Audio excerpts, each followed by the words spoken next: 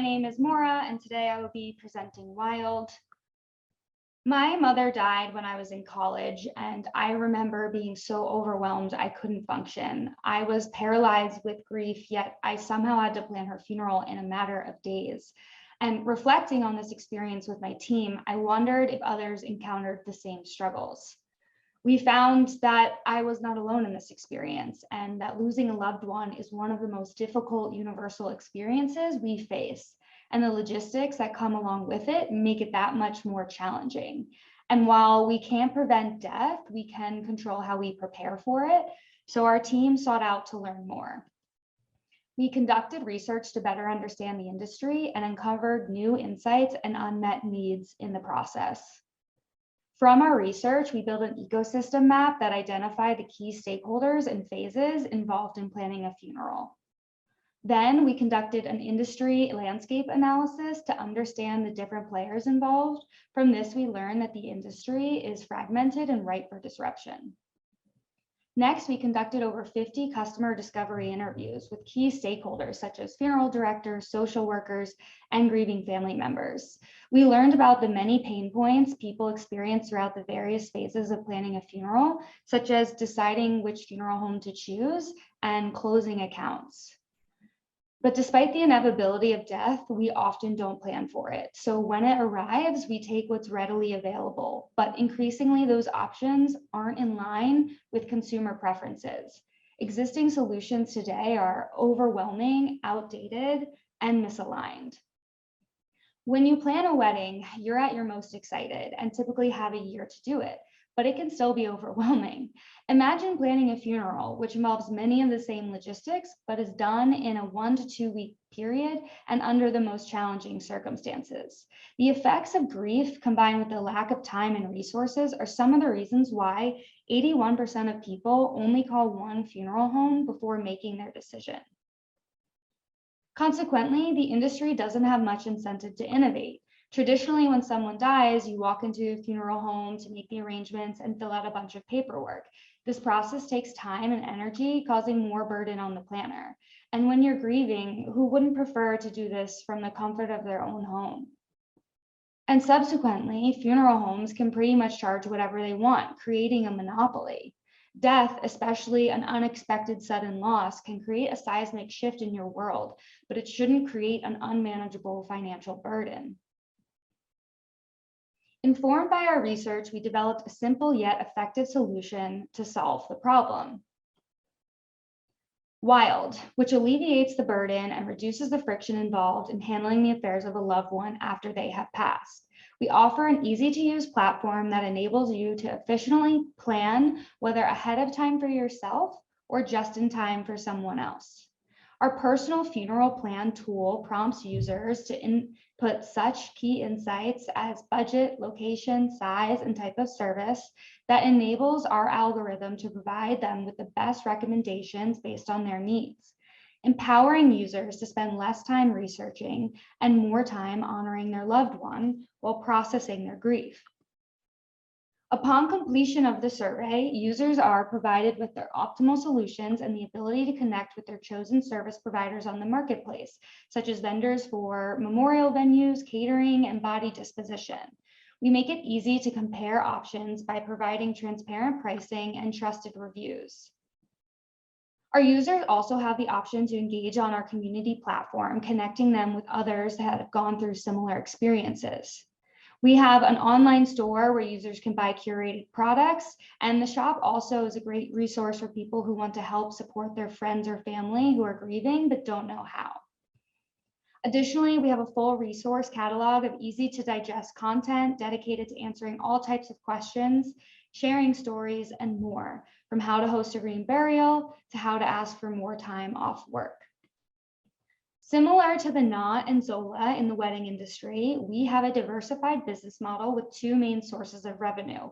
First, from vendors on our marketplace, and second, from consumers directly from our website. This involves personal planning, a la carte services, affiliate marketing, and local vendor advertising. We know that the market and the need is big. The market for our solution is nearly 1 billion, and we came to this figure by conducting a top-down market sizing approach for both the two business models. We also designed a survey to validate our solution and assumptions amongst our target audience, a group we defined based on information from our research. The target audience consists of elder millennials who have disposable income, are tech savvy, care about the environment and experiences, among other things. We found that our target audience is willing to pay for a planner and at our target price point. Additionally, we proved that our target audience wants to prepare for their funeral, but they haven't yet, which opens the door for us to help them get their job to be done. We identified 6 competitors in the space with similar offerings, but our solution is differentiated because our competitors are ignoring or executing poorly on what we think are key value propositions. We are taking a different approach and targeting a different segment, and we are leveraging technology and human-centered design to provide a comprehensive yet tailored solution. We have aspirations of becoming the #1 end-to-end solution in death care with growth opportunities that are clear to get there. And there's never been a more opportune time because of all the different inflection points we are currently going through.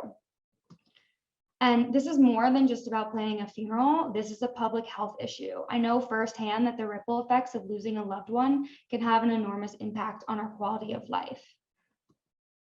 We are a multidisciplinary team with diverse backgrounds that lend themselves to user design and research, business development, and brand strategy. As we continue on our journey, we seek to fill out an open role with someone with a technical background. We also have world-class advisors helping us along the way. Thank you, and I'll now pause for questions. Great job. Do you want to go ahead and stop sharing your screen, and we'll turn it over to the judges. Go ahead and unmute and ask your questions. Thank you.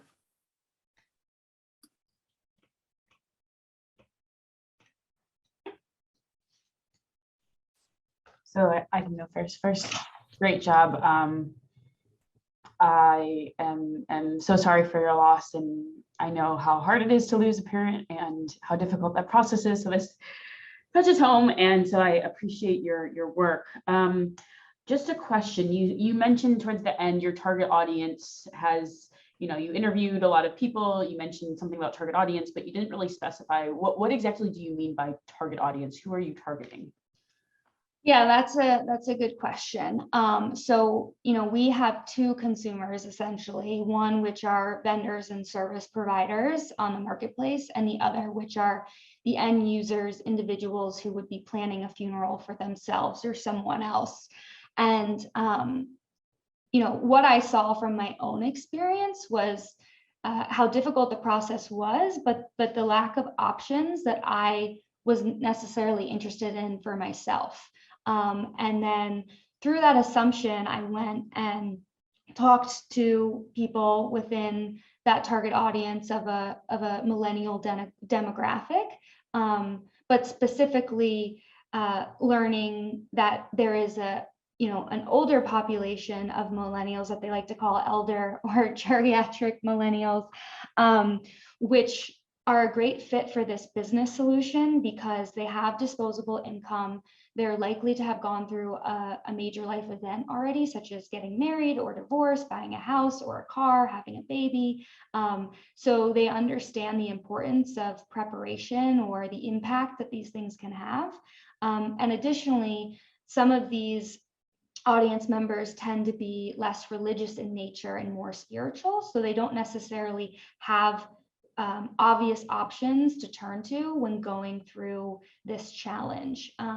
Additionally, this demographic is more inclined and familiar with doing everything online. And so going into a funeral home and filling out a bunch of paperwork almost seems foreign to some of them. So we're kind of trying to innovate the industry as well as future-proof it for future generations.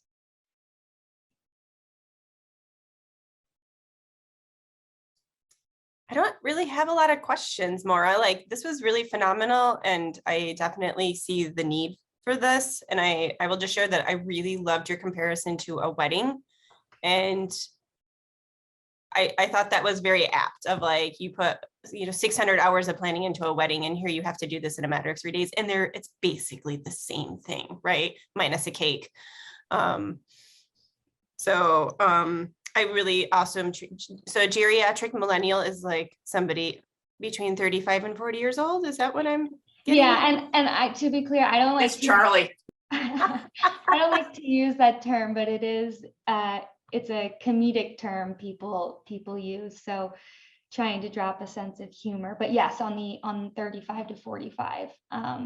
And just to give some response to your comment about the wedding industry, I'm a former wedding planner, so I know firsthand, the amount of time and effort that goes into it and the stress that can be involved, which is why I made that comparison. And additionally, that just as a wedding isn't one size fits all, and you have many different preferences and budgets, the same goes with funerals. So what I didn't mention in here is, I talked to someone who planned a funeral for $200,000 and wanted it to be this huge celebration of life, versus on the other hand, you have people who are middle down the road and are looking to spend just around $10,000 for what you would consider a traditional funeral. And so our users are across the board looking for different options. Trevor, do you have any Great. questions? Great work, Maura. I'm just going to name that one of the things that I liked in an early presentation of this was thinking about increasing societal competence to work around these questions of death, which wasn't as much in this presentation. And you're limited by time. And I think this was a great innovation and action final presentation, but that kind of set of stuff, I did the comedic joke of introducing myself as someone who liked cats, and then had the really kind of nice presence of Nico here with us today. But it just made me think too that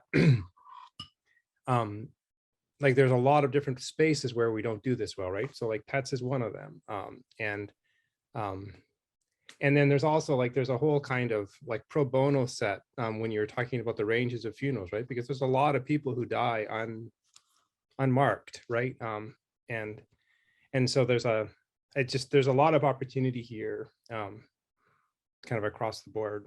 So it's you've really identified a great pain point. So, yeah. Yeah, I appreciate you saying that. There is a huge societal impact that we could have here. And I hope that we'd be able to do, subsidize some funerals or offer some of our services on a sliding scale so that everyone can be accommodated. And pet funerals are a great opportunity to expand the business as well, because for many, pets are just like, family members. And I myself have had lost pets, and it's devastating as well.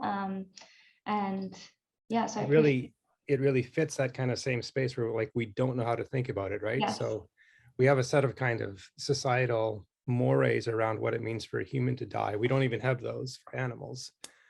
And it makes the grief so much more difficult, right? I think we talked in an earlier session of other kind of spaces in life where like divorce or other things that fit this same kind of thing. So yeah. I'll build off of that, Trevor. I think in a slightly different thing, but the one thing that came through my mind is I don't even still know how to broach this conversation with my parents, right? Like they do not want to talk about this. And I'll be like, have you talked about this? And they're like, yeah. And then I'm like, and what? And they're just like, it shuts down. So it's a generational difference. I also would say, I think your geriatric millennials are much more like thinking about this, where the boomers they're in denial. So, and I think bridging that gap and helping those of us who are going to be facilitating those things would be really also helpful. And I'm sure you thought about this, but that's one area that I think is also really to be considered. Yeah, it's a great point you bring up. I briefly touched on it, but I view content and community as a very core pillar of this business. And actually part of my go-to-market strategy is to start there, because I think the education piece is so important, and helping people facilitate these conversations is crucial and key to the success of this business. And we are seeing a bit of a deaf positive movement, I think, as a tailwind of COVID, because it's so in our face. And there are even studies that show talking about your mortality makes you happier, even though they are uncomfortable conversations to have. But being prepared, has so many benefits later down the line. I get the last word. So there are those of us who are Gen X, and we also, I think, are even closer to this from the aging parent issue. So this resonates deeply with me, and I think the boomers didn't think they were going to die. I totally agree with that, Trevor. And they're going to, and the ripple effects of grief, and grief mixed with it becomes a burden to plan a funeral versus a moment to utilize it as a memory moment and a celebration moment.